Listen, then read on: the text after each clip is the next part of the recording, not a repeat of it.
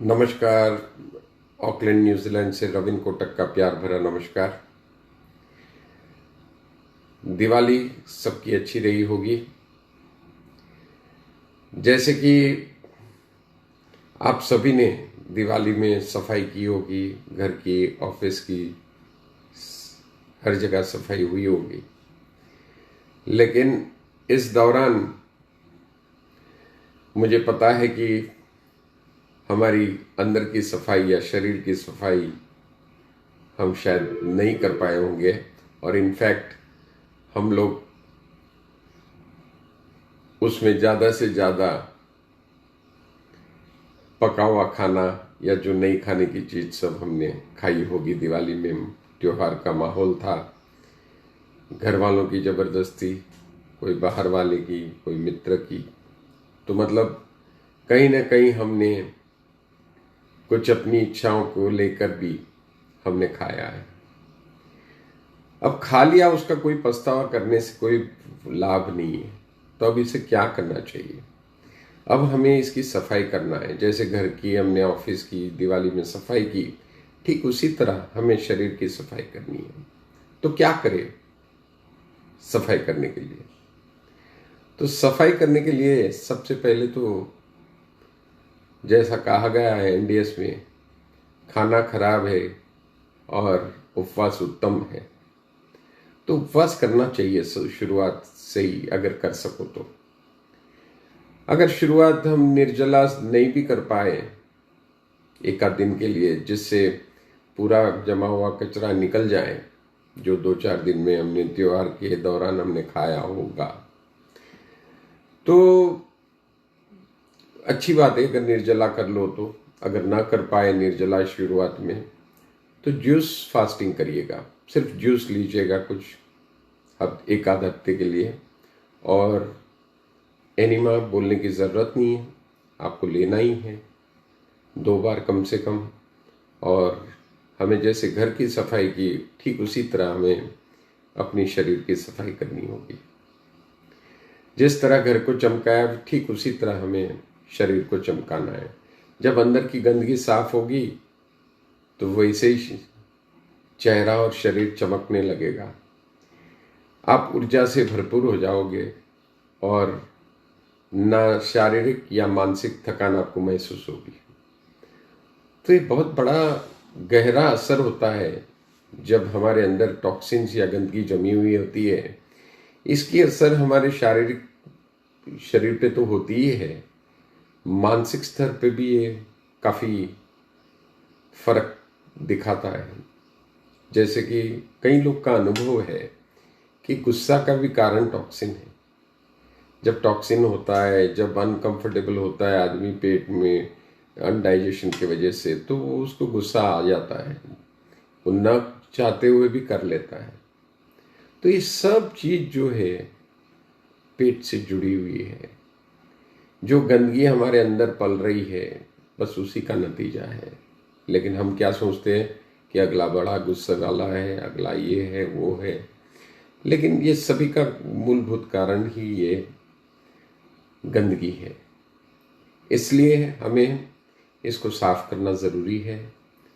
तो अब juice therapy कर लिए तो ज़्यादा अच्छी बात है। अगर वो भी ना कर पाओ आप, तो एटलीस्ट कुक फूड खाना बंद कर दीजिए और रॉ फूड खाइए। सिर्फ ग्रीन जूस भी लेते रहिएगा। जैसे कि आपको पता ही है, फास्टिंग के बाद ग्रीन जूस लेना है। उसके बाद जो है आप रॉ फूड खाइए और 2 बार एनिमा लीजिए कुछ समय तक, जब तक आपने जितना खाया उस पे आधारित है ये। तो जो सफाई बहुत दिन से कई साधकों ने, इसमें क्या है कि कई लोग ऐसे